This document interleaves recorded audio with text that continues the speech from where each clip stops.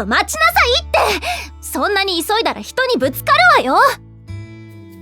なこと言っても街の様子が気になっちまって。うわ、通りはすげえ人だな。聞いたか？今回の海戦の理由、王子がムーンガルドの将軍を殺しちまったせいだってよ。そんなことどうだっていいわ。エストレアは勝てるの？王とは無事なんでしょうね。息子が戦場に行ってしまった。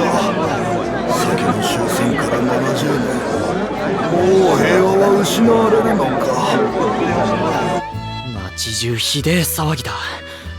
みんな戦争の話をしてるのか？そうね、本当に始まっちゃったんだ。エストレアとムーンガルドの戦争。兵はすでにこの町を発ったようですね。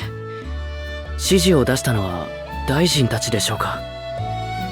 いいえ、兵たちに命を下したのは我らの王にございます。オリバー様、無事のご帰還何よりです。そして王命によりあなたを拘束させていただきます。どうかご抵抗などなされませんよ。はあ？拘束っていきなりどういうことだよ？王命？まさか父上の意識がお戻りに？いいえ、ですがあなたがご不在のうちに元老院の皆様がお決めになられたのです。こたびの有事においてあなたの妹君ユーフォリア姫を代理の王と認めると。代理の王様？でもどうしてオリバーを捕まえろなんて言うの？オリバー様は家臣の中言に背き戦火を我が国に持ち込みました。その罪はあまりにも重い。姫はそうお考えなのです。処分が下るまでの間は牢から出さぬようにとのこと。なんだよそれ。オリバーが悪いってんなら俺たちだって同じだ。そんな命令絶対に。アゼル、いいんです。それが王の判断なら私は従いましょう。けどオリバー！大丈夫。皆さんはエスティオのところへ行ってください。きっと旅の報告を聞きたいはずですから。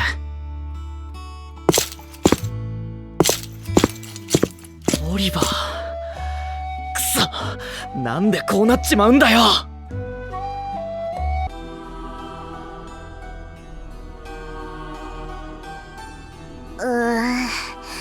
報告ってすごく疲れるっちね。みんなピリピリしてておいら怖かった。私もです。エスティオさんもアビゲイルさんも今日はすごく大きく見えて。報告っていうか取り調べだったものね。私も緊張しちゃった。あのお偉いさんたちはウロボリアの死に関係なくこの戦争は起きてたと考えとるみたいじゃったな。オルハ島での一件はただの口実。挙兵の速さ一つとってもほぼ間違いないじゃろうと。ええ、だからアビゲイル様は私たちが責任を感じすぎることはないっておっしゃってくれた。でもこれからたくさんの人が血を流すって思うと私。おい、何話してんだ？さっさと材料を集めてバルチェリオに白い聖魔石を分析してもらおうぜ。そうしてる間にエスティオたちがオリバーのことも何とかしてくれるって、そういう話だったろ。はい、そうでしたね。それじゃあ私向こうを探してきます。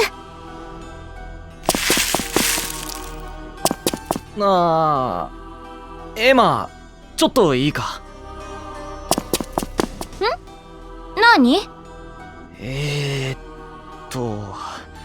その悪かったな。どうしたのよ急に。俺ザハルディアでお前に言っただろ、戦争なんか絶対起こさせないって。でも結局こうなっちまった。だから何よそれ、自分だけのせいみたいに。ウロボリアを倒したのは私たちみんなでしょ。だいたい水臭いじゃない。他のみんなならともかく、私はあんたの相棒なのに。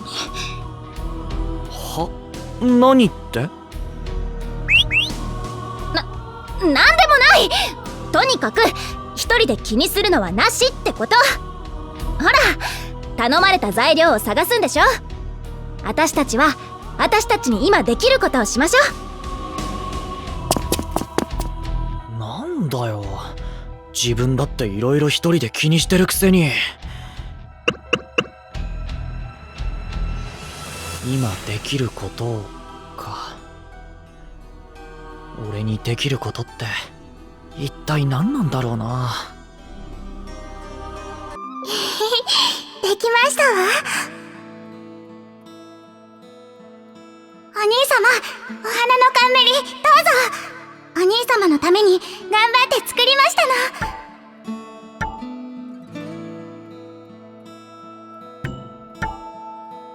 の。うわあ、すごく綺麗だね。嬉しいよ、ユーフォリア。お兄様、いつかお父様のような立派な王様になってくださいな。この冠が本物の冠になる日まで、私はずっとお兄様の味方ですわ。ああ、ありがとう。君がいてくれるなら怖いものは何もないね。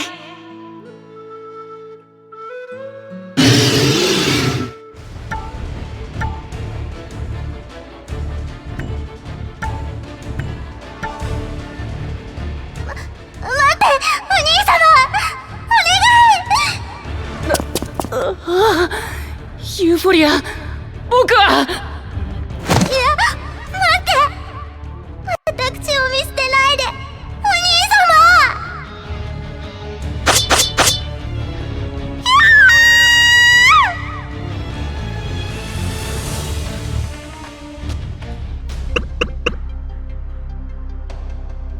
様。ユーフォリア、君はきっと今も私を恨んでいるだろうね。迎えに来ましたよ、オリバー。さあ、早くここを出ましょう。ここまで来れば兵の目も届かないでしょう。他にご用命は？いや、十分だ。ありがとう、シグマ。お前なら来てくれると思っていたよ。今回ばかりは少し悩みましたがね。仕方ありません。私はあなたの第一の従者ですから。それにしても、なぜおとなしく幽閉されたのですか？あなたが拒めば支持者たちも声を上げたでしょうに。それを避けたかったんだよ。近年城では我々兄弟の派閥争いが苛烈になっていた。だが今この国に必要なのは混乱ではなく団結だ。私が退けば、あとはきっと彼女がうまくまとめてくれる。相変わらずですね、あなたは。さあ、言ってください。あなたにはなすべきことがあるのでしょう。ああ、それじゃまた。またどこへ行くおつもりですの？この場所懐かしいですわね。あなたは幼い頃からこの抜け道をお使いになる。ユーフォリア。お兄様、今の私に背くことが何を意味するか分かっておられるのですか？私はこの国の王。反逆者一人国から追放することもできるのですよ。すまない。それでも私は行かなくてはならないんだ。シグマ、なぜ王子を解放した？返答次第ではこの場で叩き切るぞ。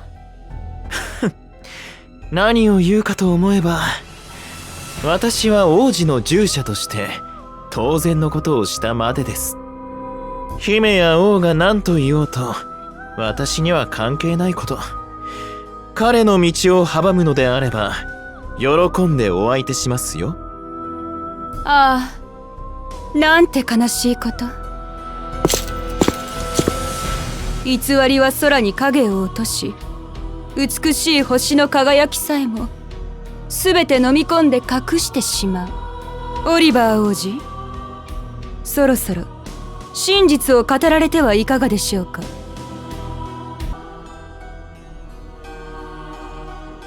オリバー王子、そろそろ真実を語られてはいかがでしょうか。貴様、最近王宮に出入りしていた占い師か。立ち去れ。ここにお前が出る幕など。よい、バラミエル、何を告げに来た？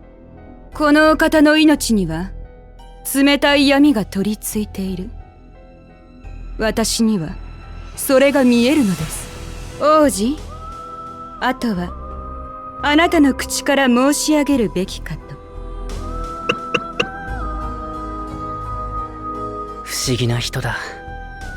このことは誰にも話したことがなかったのに。でもそうだね、この国を去る前に君たちには話しておこう。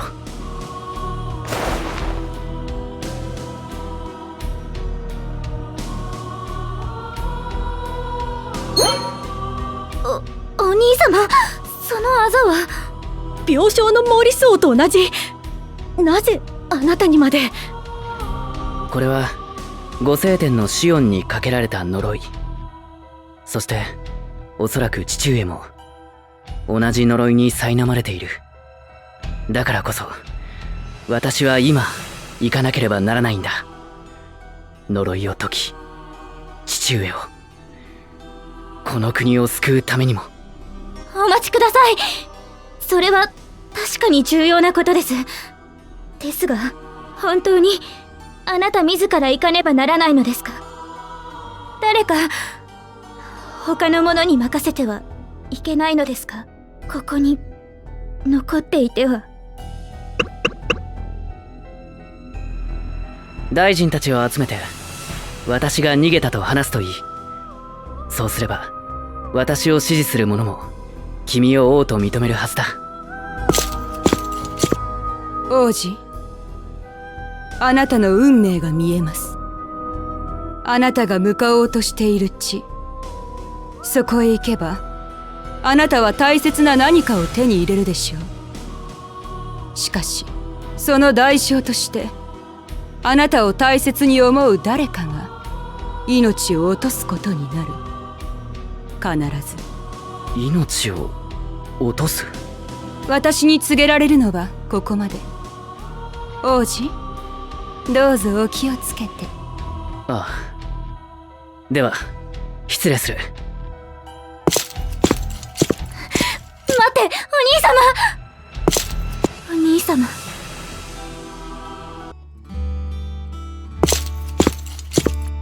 皆さんこちらですか？あれ、いない。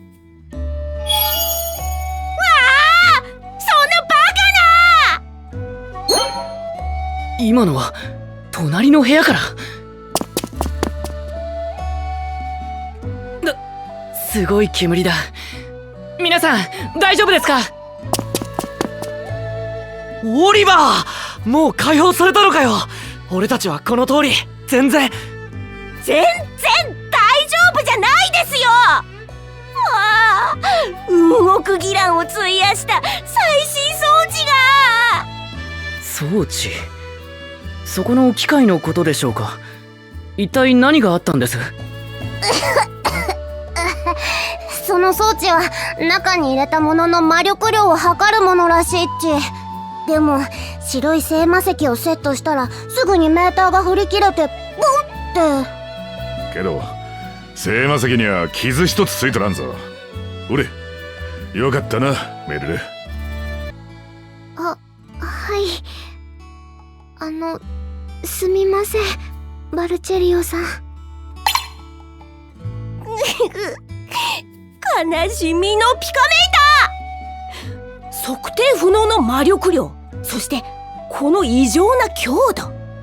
この聖魔石はきっとエバーストーンの力を集める器として作られたものなのでしょう。そしてムーンガルドがエバーストーンの魔力を集める理由、それはおそらく新兵器開発のためなのでは？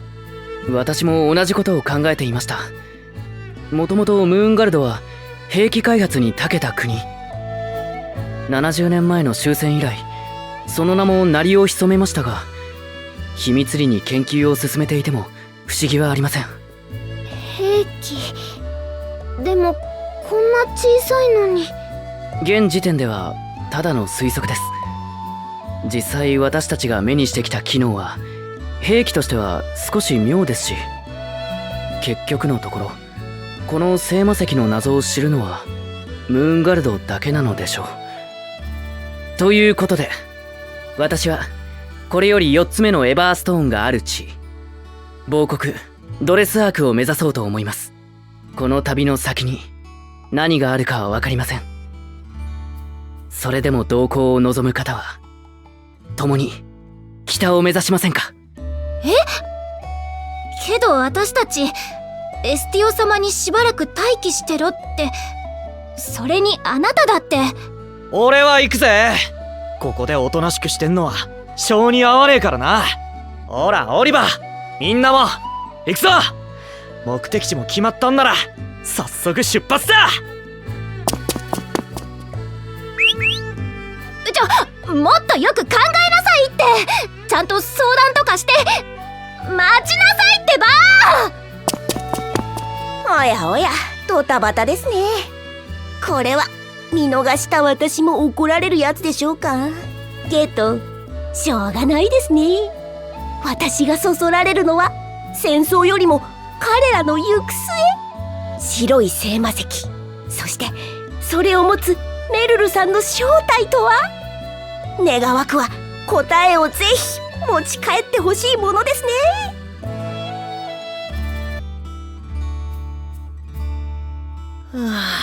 ずいぶん王都を離れたな。ドレスアークまであとどんくらいだ？まだまだよ。まったく結局旅を続けるなんて。あんたもみんなも人の話を聞かないんだから。とか言ってしっかりついてきてるくせに。お前だって本当は旅を続けたかったんじゃねえの？それは。まあまあ、戦力が多いのは心強いことです。私にはこの呪いのこともありますし。ああ、さっき聞いた時は驚いたぜ。シオンの野郎、次に会ったら絶対とっちめてやる。そのためにも早く会えるといいんですがね。かの国が次に狙うのはおそらくドレスアークですが、そこに誰が来るかまではさすがに予想もつきませんから。どうしてドレスアークなんですか？私あまり分かってなくて。ああ、メルルの白い聖魔石は角度によって中にかすかな3つの光が見えるでしょ。黄色、緑、青。これはエストレア、ザハルディア、アルテリオンで発見したエバーストーンの色と同じです。光？ほんとだ、小さいポッチが見えるっち。オルハ島で五聖天が見せた白い聖魔石にも私は同じ光を見ました。つまり我々の進捗は同じ。ムーンガルドが次に狙うのは自国を除けばドレスアークかクレイダムということになります。そしてクレイダムは国境の警備が厳重で容易には侵入できない国ならば、彼らが向かうのはドレスアークってことか。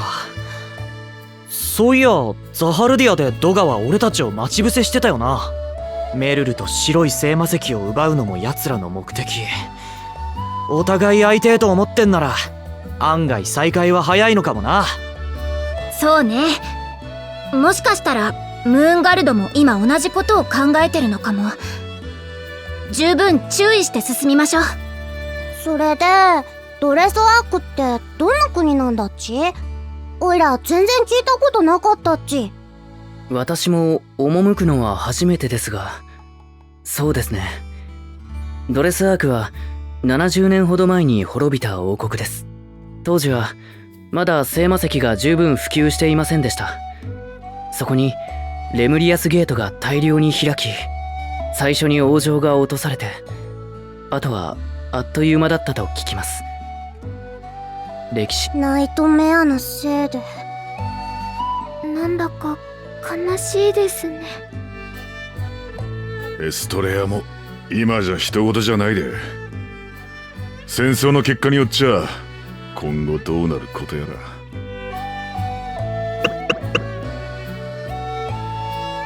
戦争か。正直まだ実感湧いてねえんだよな。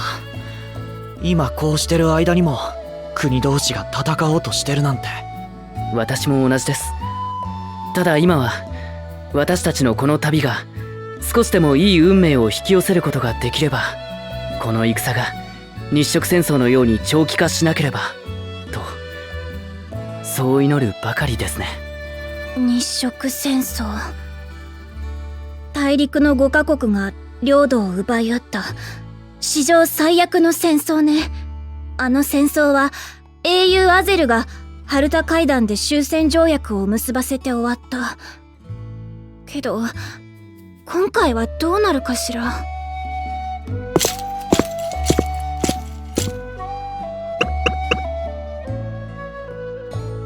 また英雄アゼルか。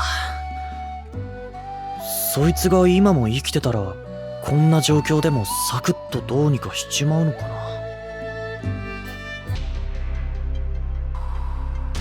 おお、すっげえでかい壁だな。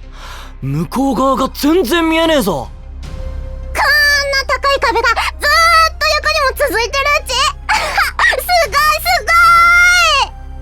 ごい。これは通称ドレスウォール。ドレスアーク滅亡後、大量のナイトメアを抑え込むために作られました。本来通行には許可が必要ですが、今回は事前に話を通してあります。行きましょう。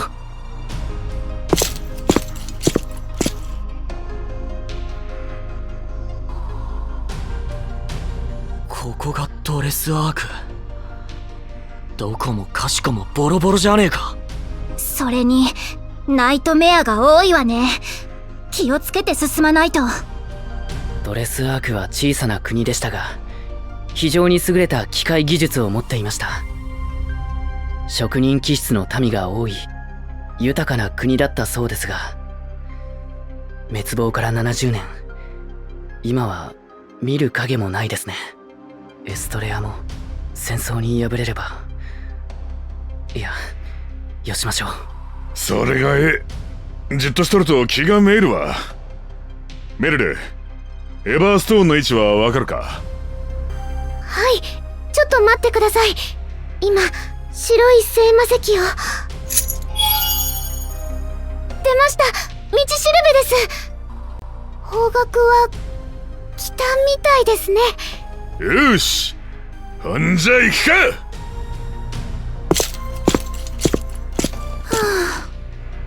なんだよ、ため息なんかついて。なんだ、まだ言ってなかったのね。おいおい、気をつけろって言ったやつが一番ぼんやりしてどうすんだよ。調子悪いのか？いや、そうじゃなくて、お姉ちゃんのこと考えてたの。みんな気を使って触れないでいてくれてるでしょ。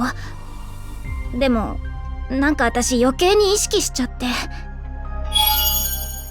あの時お姉ちゃんは、私のお姉ちゃんは死んだって言ってた。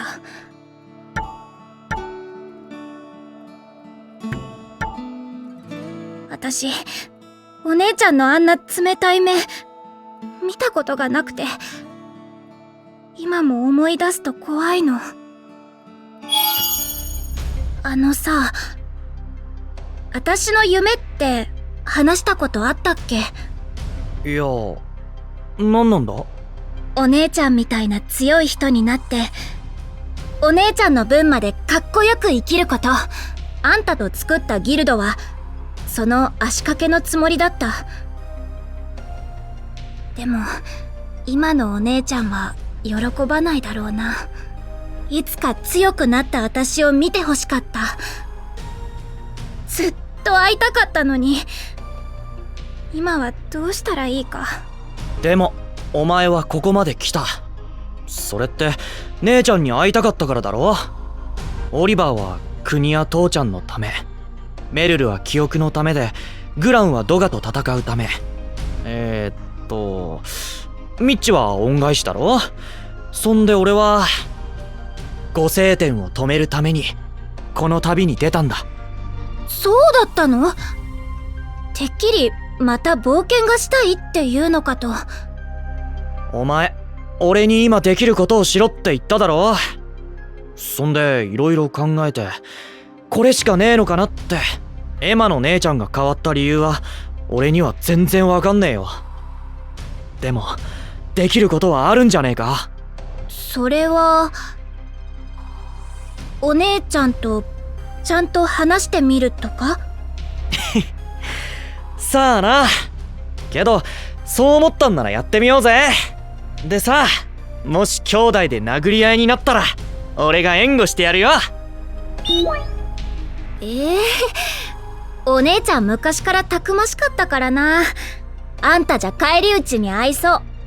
おいでもちょっと勇気が出たわ。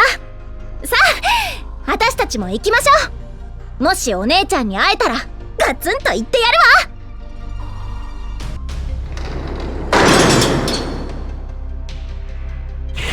1シルベの光が差してたのはこのお城ですね。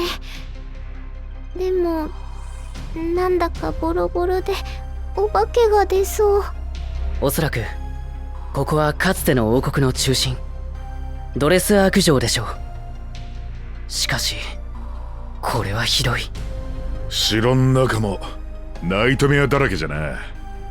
おめえら離れるんじゃねえぞ。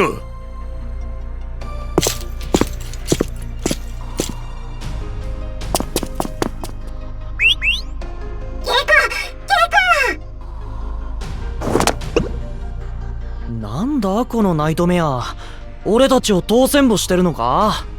悪いがわしらはこの先に行かんといけんのじゃ。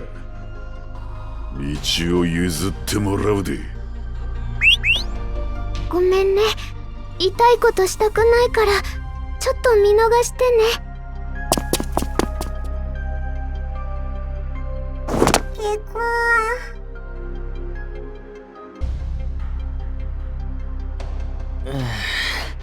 マジでナイトメアだらけだなここ。ようやく次の部屋に来れたぜ。待てアデル。奥から物音が。こいつは誰か戦っとんのか。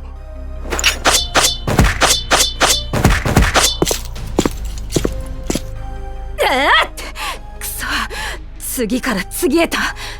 しかしようやく出口に繋がったか。お姉ちゃん？エマ、そこをどけ。私はここから出るんだ。ちょっと待ってよ。私お姉ちゃんと話がしたいの。道を塞ぐな。私はここを離れる。お前たちに構う暇などない。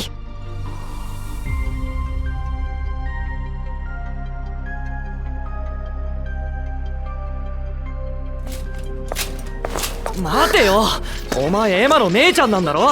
話くらい聞いてやったらどうなんだよ。おい、何度も言わせるな。いいから道を。私からも聞きたいことがあります。レイチェル殿、どうか足を止めて対話を。いい加減にしろ。いいからそこをどいてくれ。オリバー王子。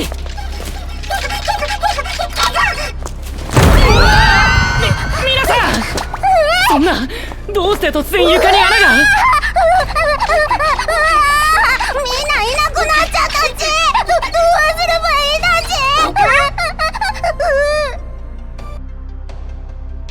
ち。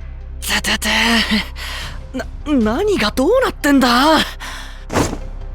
いきなり床が消えたと思ったらグネグネの穴を通り抜けてここに。そうだ、エマたちは誰もいねえ。おいみんな、どこにいんだよ。ア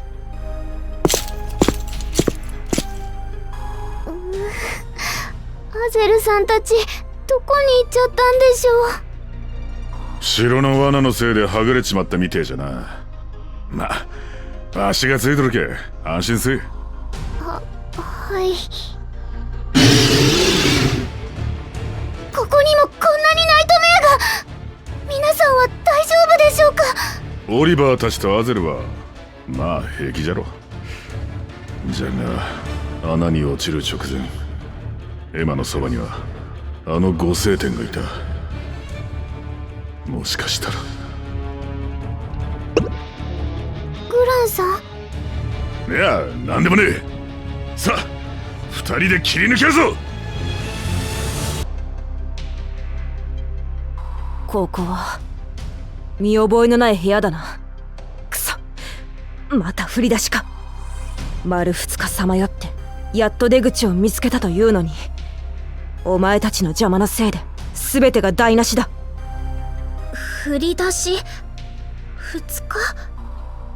それどういうことなの？この城には部屋の位置が移動するからくりが施されているのだ。私はそのせいでタイとはぐれ、ナイトメアだらけのこの地で出口を探し続けていたのだ。それを私たちがタイミング悪く妨害しちゃったのね。なんかごめんなさい。あのね、お姉ちゃん、私一つ聞いてもいい？あの国境の村、コルドローで別れてから、私はお姉ちゃんが死んじゃったと思ってた。お姉ちゃんもきっとそうだったんでしょ？やっとまた会えたのに、どうしてそんな態度なの？お姉ちゃんは私と会えて嬉しくないの？私はお姉ちゃんに会いたかったよ。こうしてまた会えてすごく嬉しい。エマ。何？ここはナイトメアが多い、機械仕掛けも複雑で危険極まりない場所だ。私たちは敵同士、それ以上の関係はないが、このからくり城を抜けるまでは一時休戦としよう。わかった。お姉ちゃん。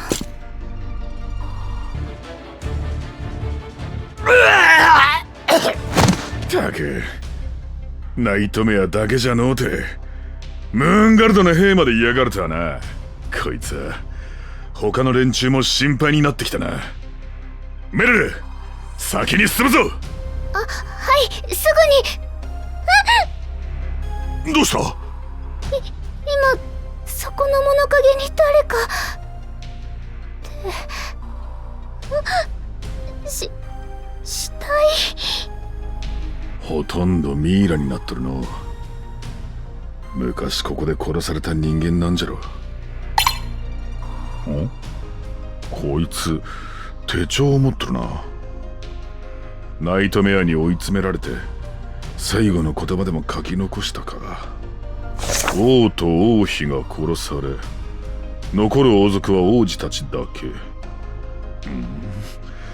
あたは血で汚れて読めんの。この人はずっと一人でここにいたんですね。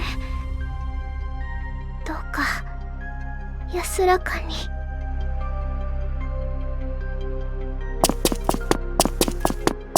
ーい、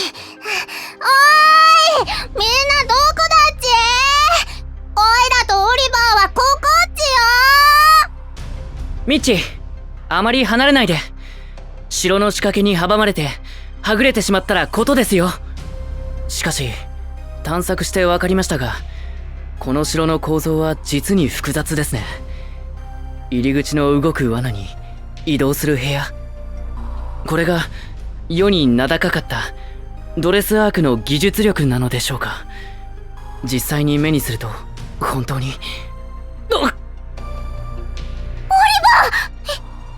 どい顔色。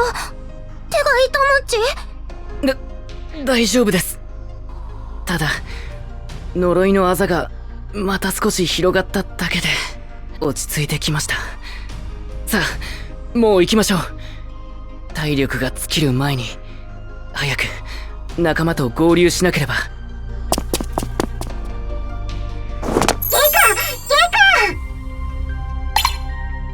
君はさっき入り口にいた。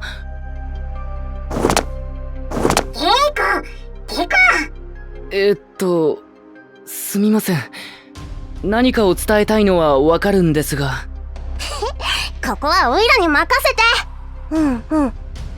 なるほどっち。この子は自分の名前はゲコだって言ってるっち。ミッチ、その子の言葉がわかるんですね。それじゃあゲコ、君はこの城に住んでるのかな。であれば案内を頼みたいのですが。ゲコついてきてって言ってるっち。何この壁の隠しボタンを押して実行レバーを引けばすぐに道ができてって。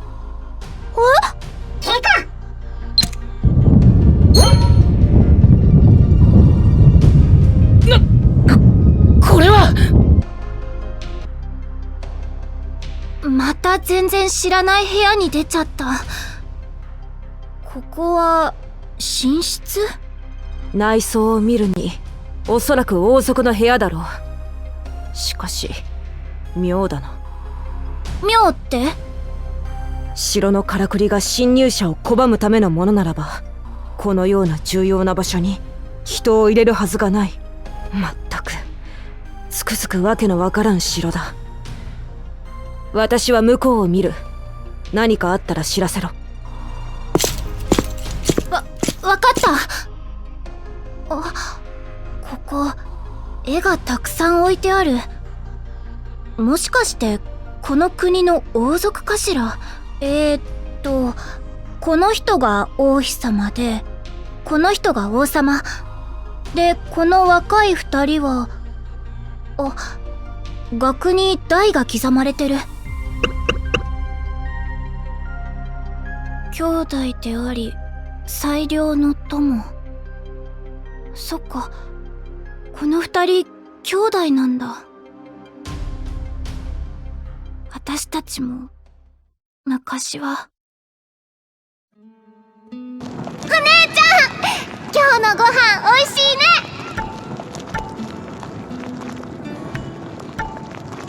本当？今日も何も手に入らなくて昨日と同じ野菜のスープだけど。いいよ、エマ、お姉ちゃんの野菜スープ大好き。お父さんとお母さんにも食べさせてあげたかったな。もし二人が生きてたらきっと喜んだのに。エマ、寂しいのね。でも大丈夫。エマには私がいるでしょ。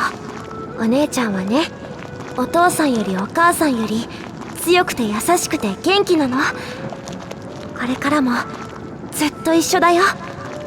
お姉ちゃん、そうだよね。エマ、お姉ちゃんがいれば寂しくない。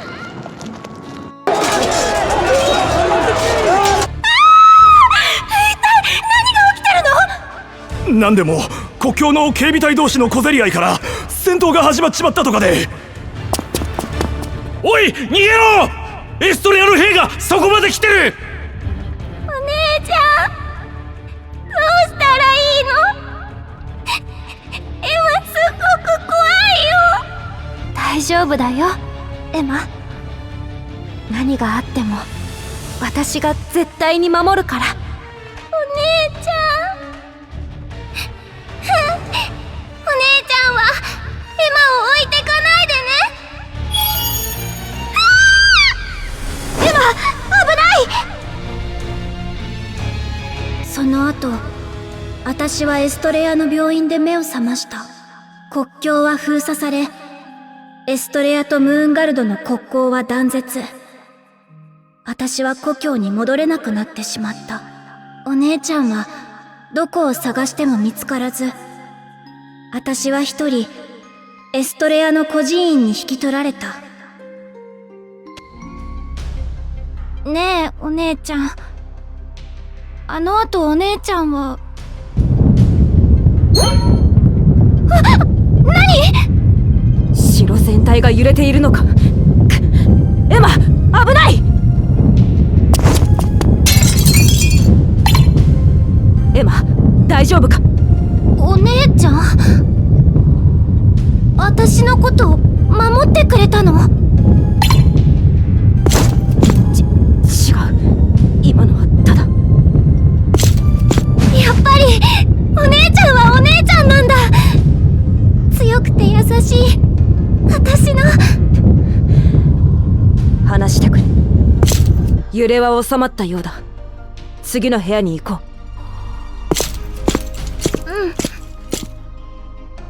う。守ってくれてありがとうお姉ちゃん。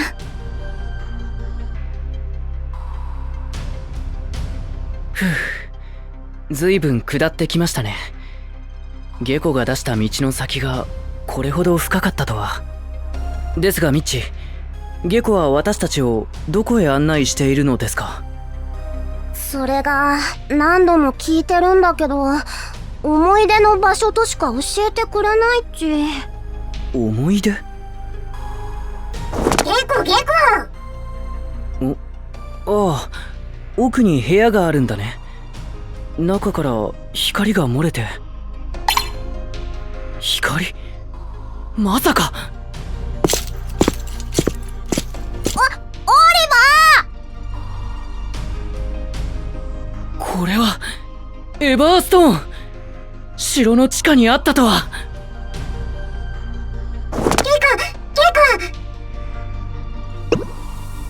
ゲコ、どうしたんだい？オイ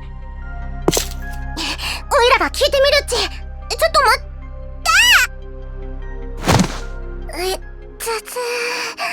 て。なんか硬いのにつまずいたっち。本で見たことがあります。確か映像を記録する魔道具だったでしょうか。どうやら電源が入ってしまったようです。映っているのはこの城？やあ、アジール兄さん。ちゃんと撮れてるかい？この子が元気になった記念なんだから、しっかり撮ってくれよ。ああ、バッチリだ。それにしても怪我が治ってよかったな。なあハリル、こいつの名前を考えたんだけど、ゲコはどうかな？それってまさかゲコゲコ泣くから？さて本人がお気に召すかな？気に入ったってさ。よし、それじゃあ決まりだな。これからよろしくな、ゲコ。ゲコ、ちゃんと撮ってるか？この工具はこうやって使うんだ。お前もドレスワークの民ならこれぐらいの機械は作れるようにならないとな。ゲコゲコ。あ、また機械なんかかまって。まったく、兄さんは政治よりも機械いじりのことばっかりだ。おいハリル、秀でた機械技術は我が国一番の誇りだぞ。ゲコは興味あるよな。技術を学んでこの城の立派な守り手になるんだぞ。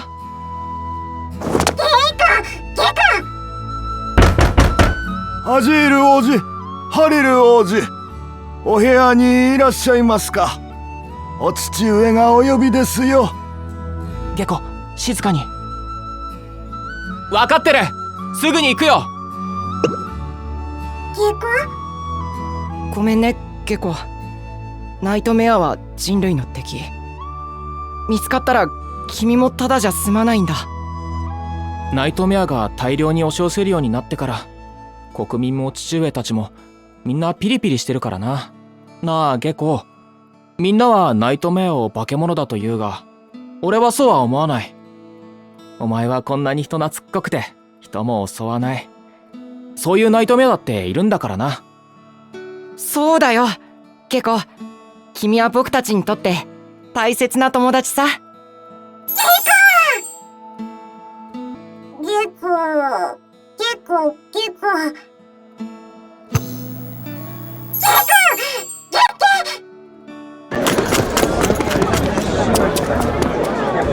ゲコ無事か。ああ、機械で遊んでたのか。よかった。お前は無事だったんだな。くそ、城にあんな大群のナイトメアが現れるなんて、俺は誰も助けられなかった。そんなことない。兄さんがいなかったら足を怪我した僕はここまで来れなかったよ。ああ、ここにもじきナイトメアが来る。ハリル、ゲコ、秘密の抜け道から逃げるぞ。ああ！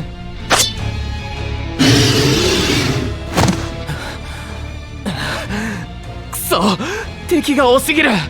このままでは俺たちも父上たちのように。兄さん、この足じゃ僕はろくに動けない。僕がおとりになるから兄さんたちは逃げてくれ。世継ぎである兄さんさえいれば国は立て直せる。だから。いや、ダメだ。俺は絶対にお前を置いてはいかない。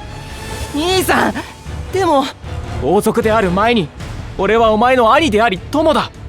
どちらかが死に生きるという道はない。二人で死ぬか二人で生きるかだ。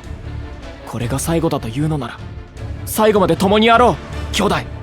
兄さん、ああ、そうだね。一緒に行こう。行けるところまで。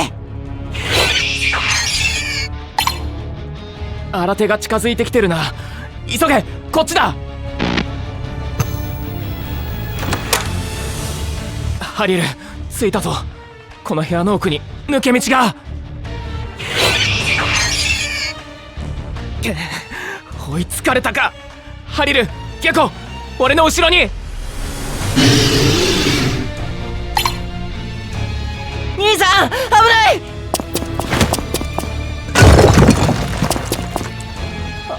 そんな。衝撃で壁が崩れて抜け道が塞がってしまったのか。ではここが俺たち3人の最後の。わずかだがここに隙間がある。これならゲコは通れそうだ。ゲコいいかゲコ、この城は俺たちが守る。その間にお前は外から助けを呼ぶんだ。無事に城を守り抜いた暁にはお前をドレスアークの防衛将軍の座につけよう。そして俺とハリルと3人でいつまでもこの城を守っていこうじゃないか。兄さん、ほら、その機会は置いていけ。頼んだぞゲコ。さあ行け。ゲコ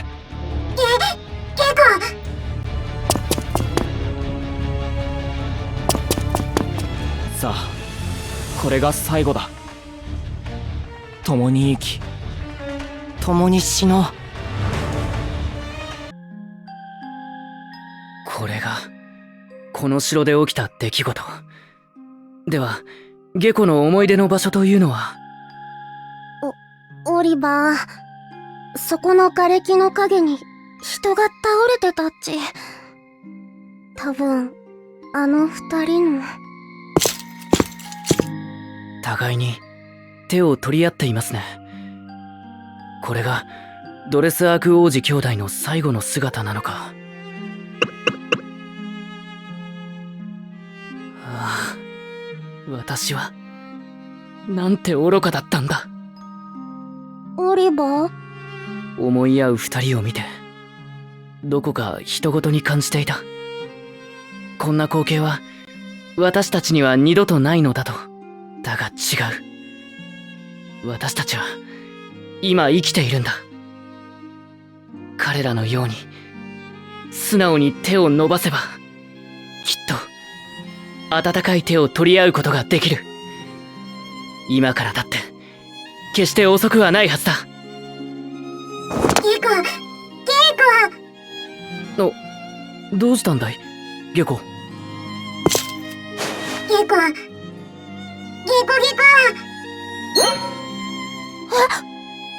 それってどうしました？ゲコは今何と？ゲコはこう言ったっち。城の外は滅びていて助けに来れる人はいなかった。王子たちもいつの間にかいなくなってしまった。だから僕は二人が留守の間にこの城を改造して守りを完璧にしたんだよ。アジール王子、今日あなたが帰ってくるまでにって。アジール？ゲコは私をあの兄弟の片割れと？そうか。君が私に懐いていたのはそういうことだったんだね。君はこれまで王子のためにこの城で一人過ごしてきた。そこに突然王子と呼ばれる私が現れ、私が君の王子だと勘違いしてしまったのか。でもゲコ、私はゲコ？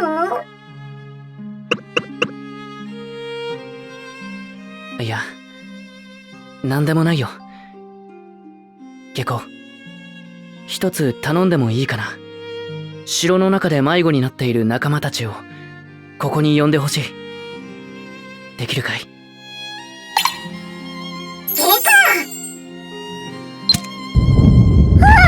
お城が動いて壁に道ができたっち。みんなはここから来るっち。ゲコ、ありがとう。これでようやく仲間たちに会えるよ。早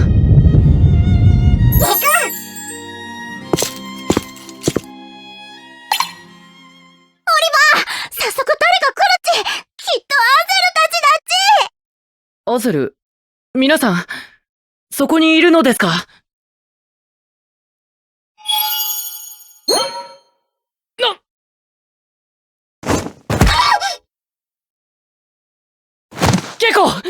ゲコ大丈夫か？なんてことだ。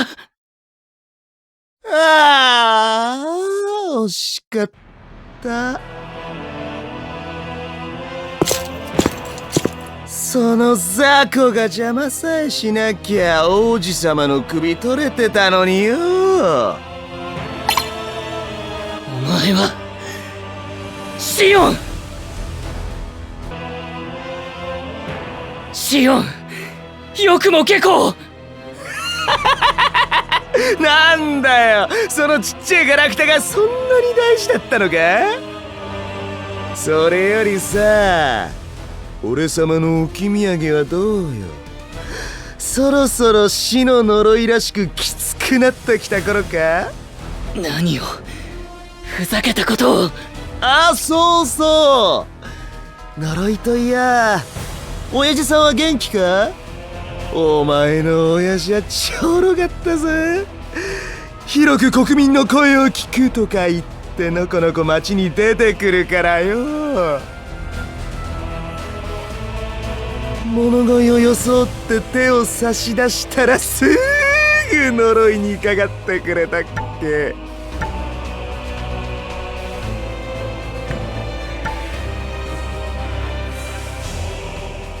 やはり父上の呪いもお前が。ムーンガルドの指示なのか？それとも。あった、そこまでだ。俺様たちにお客さんだぜ。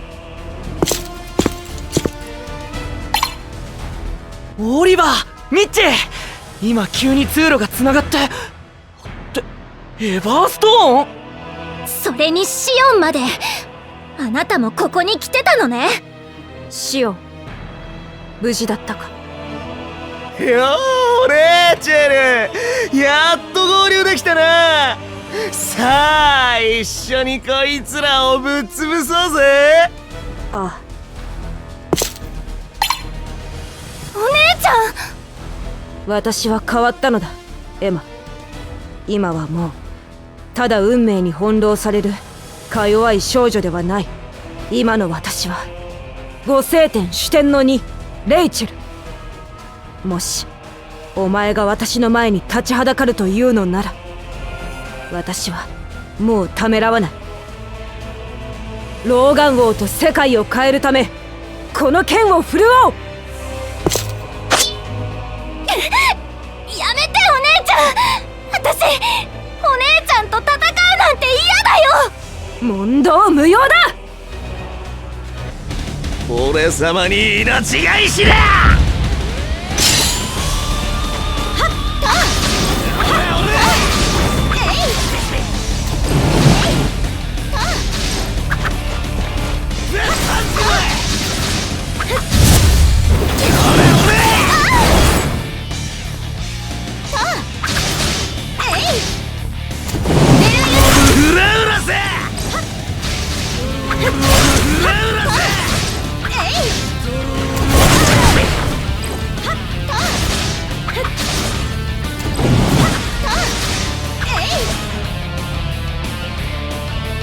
切られたい者は前に出ろ。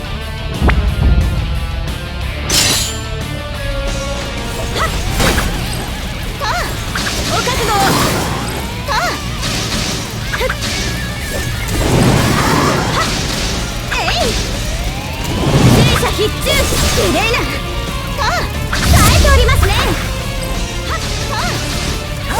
綺麗な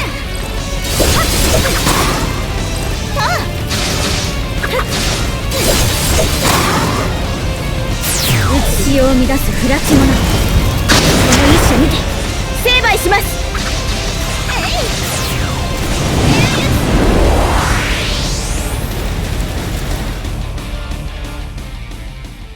隙のない戦運びにございましたね。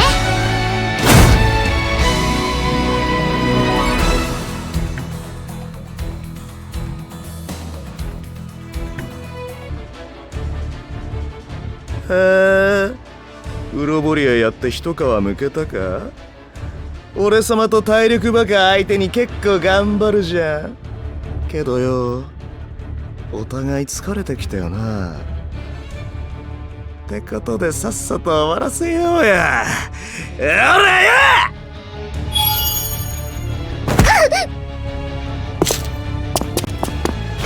はいどうだ。このガキと白い聖魔石は俺様がいただいていくぜ。離してメルル。くそ、行かせてたまるか。どけよレイチェル。それはできない。我が王があの少女を必要とされているのだ。その通り。おいレイチェル、俺様は先に帰るからな。手抜いてねえで残りはきっちり殺してこいよ。そうだな、証拠に首でも持ってきてくれ。何よ。いや、そんなのダ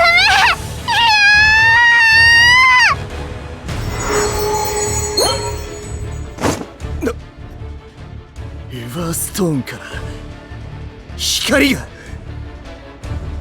ただの光じゃないわ。これがエバーストーンの魔力の源。空気が、お城が揺れてる。おお、城があちこち崩れ出しとる。メレル、こっち来い。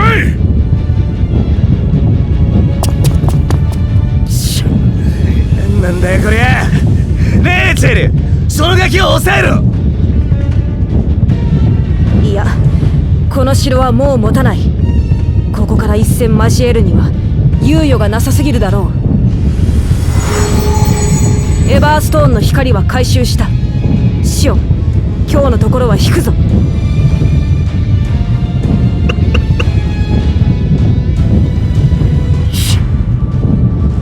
あったよ。どうせまたチャンスある。じゃあな、王子様。全身に広がる死のカウントダウン。親父ともども楽しんでくれよ。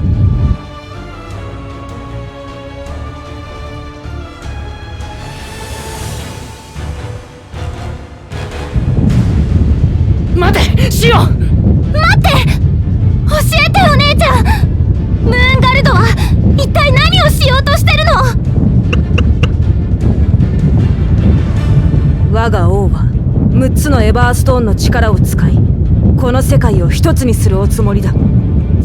世界を一つに？それって…あの方の理想が叶えば、ナイトメアに親を殺され、涙を流す子供はもう生まれない。戦いに巻き込まれ、引き離される兄弟もいないのだ。エマ、私と共に来い。またムーンガルドで私と暮らそう。何も怖がることはない。エマには私がいるだろう。でも大丈夫。エマには私がいるでしょ。お姉ちゃん。エマ！私…そうか、お前はそちらを選ぶのだな。ではな、次に会った時がどちらかの最後になるだろう。お姉ちゃん。ご聖天どもあっさったか。メルル、大丈夫か？はい。でも私たちも早くここを出ないと。けど記憶も回収しないとで、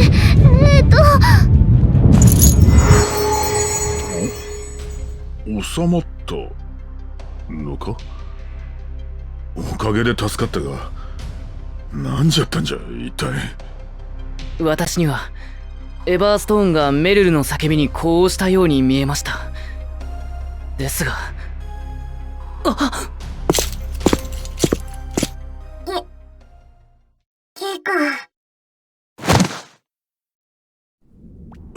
ゲコ！大丈夫か？こんなに傷ついて。そいつひでえ怪我じゃねえか。何があったんだ？この子はシオンの攻撃から私をかばってくれたのです。助けてあげたいけど、この状態じゃもう…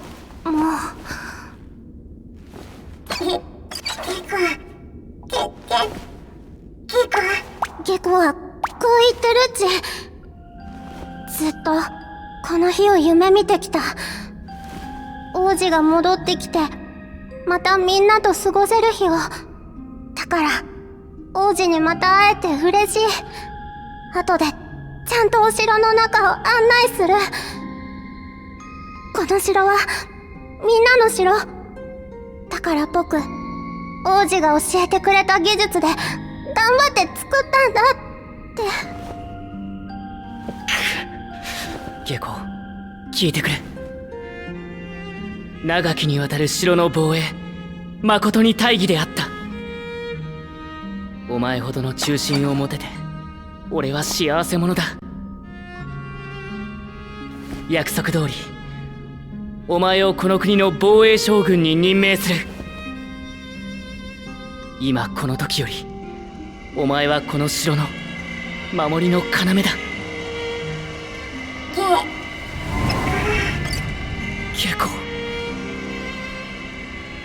ゲコ、最後にこう言ってたっち。夢が叶ったって。この旅では私を大切に思う誰かが命を落とすことになる。あの予言は君のことだったんだね。おやすみ、ゲコ。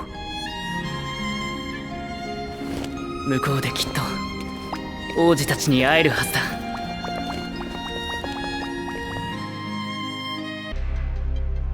さあ、私たちも早くここを去りましょう。揺れが収まっても倒壊の危険はありますから。はい。じゃあその前に記憶を。おい、大丈夫か？やっぱさっきシオンにやられた傷が。いえ、違うんです。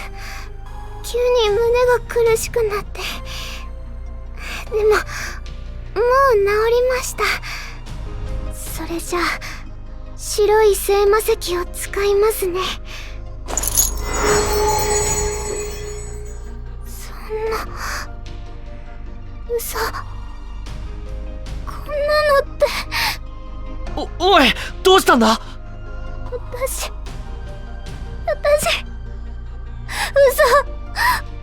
んなの嘘。私もうだからお願い、早く逃げ。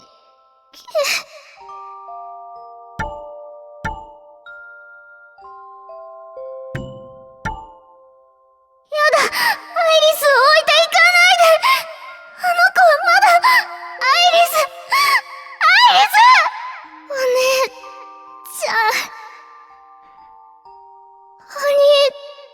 ゃん、お願い、私を忘れないで。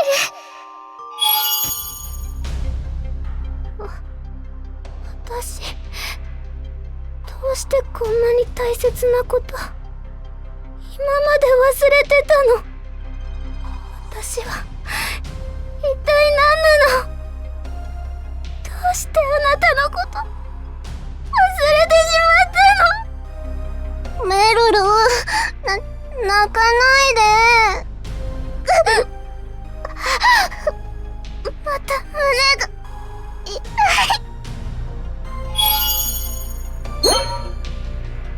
なんだ？メルルの体が光って。アイリス、私。おい、メルル、しっかりせ！メルル、大丈夫？メル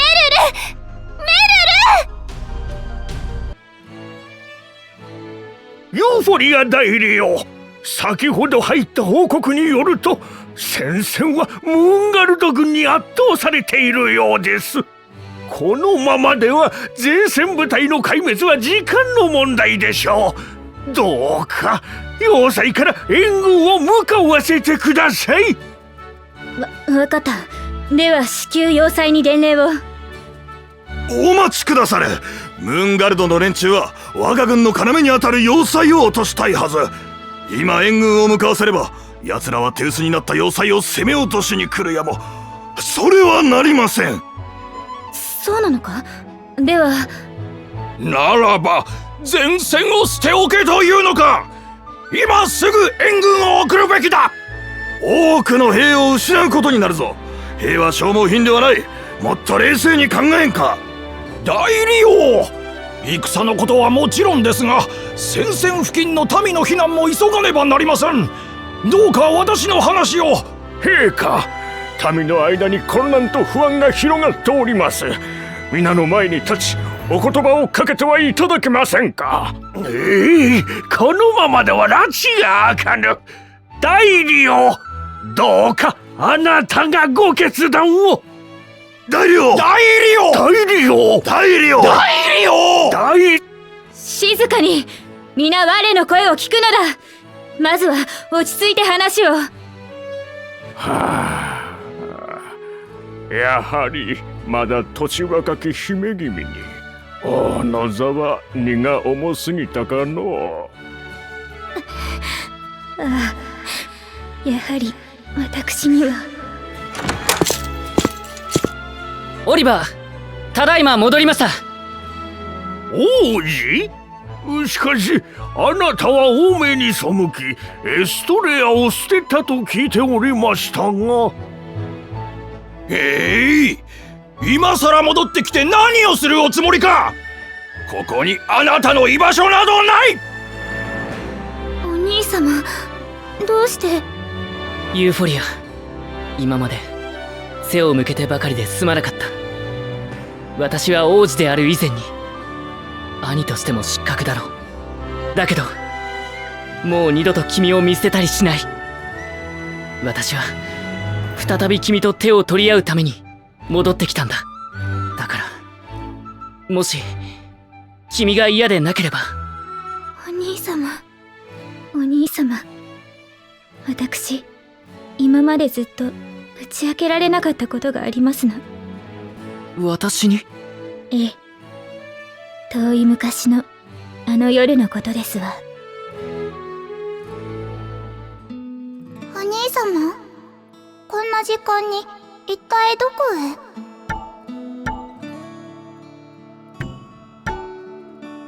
あの夜、城を抜け出したお兄様の後を私はこっそり追いかけました。そしてお兄様、何をなさって。ユーフォリア、どうして君がここに？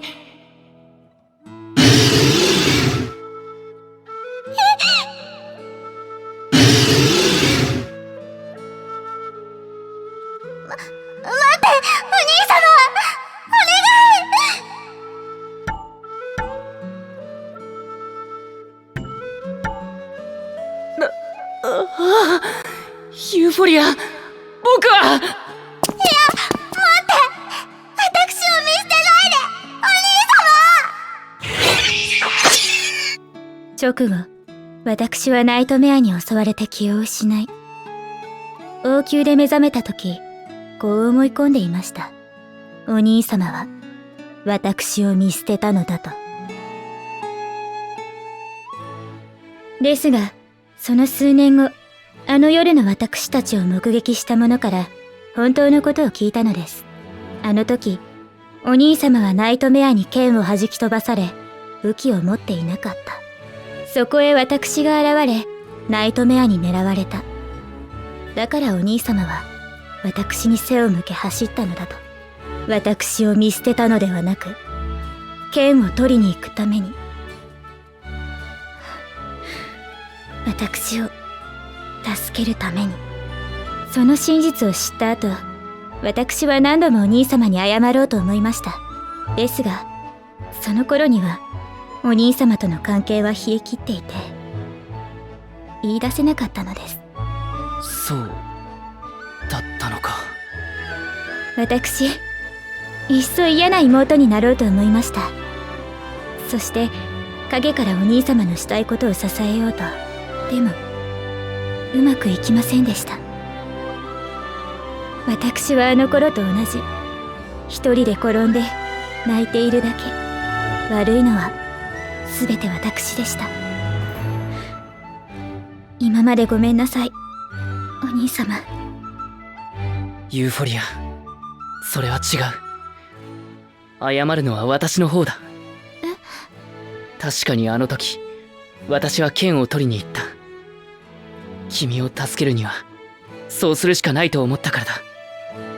けれど間違っていた。私が本当にすべきだったのは、真っ先に身を挺して君を守ることだった。そうすれば君を傷つけずに済んだ。今だって君を一人で苦しませずに済んだはずだ。私はいつも順番を間違えてばかりだ。だからすまなかった。お兄様、私たち似た者兄弟ですわね。ずっとお互いに言いたいことを言えずにいたんですから。本当だね。私たちは兄弟だ。だから共に行こう、ユーフォリア。いきなりお城に集まれだなんて、代理の王様は一体何を話すつもりなのかね。どうせ悪い話に決まってるさ。あの兄弟は今や王位を奪い合う仲と聞いたよ。宣教も押されてるって言うし、まったくこの国はもうおしまいだよ。見ろ、お出ましになられたぞ。ユーフォリア姫とオリバー王子だ。聞いてください、エストレアの星々よ。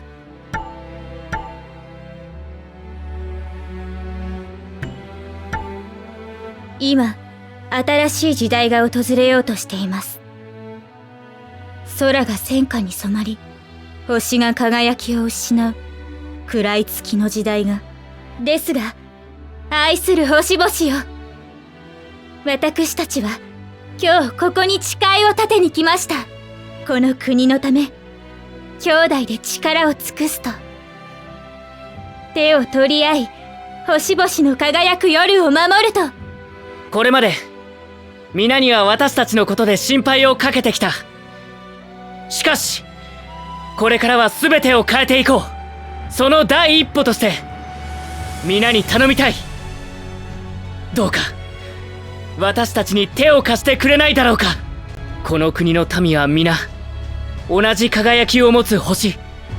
我々が手を取り合えば暗い月の時代は去り、星々が空を照らすだろう。それが叶うなら私たちはここに誓う。眩しい光を胸に必ずこの国を守り抜くと。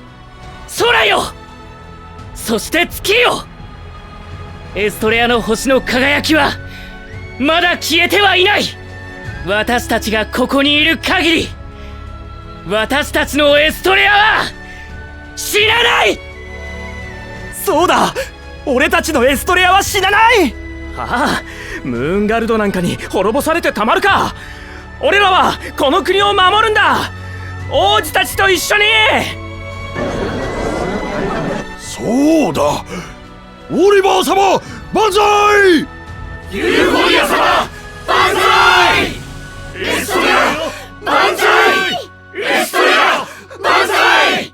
オリバー様万歳。ユーフォリア様万歳。あの凛々しいお姿、まるで若き日のモーリスを見ているようじゃないか。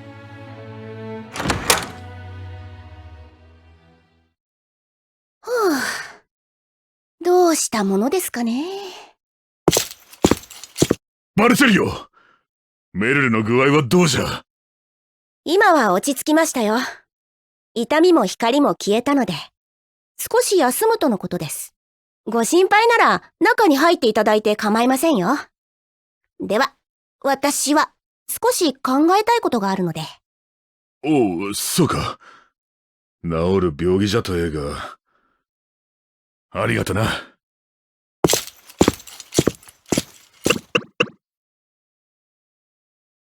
メルルさんが体から発していた光。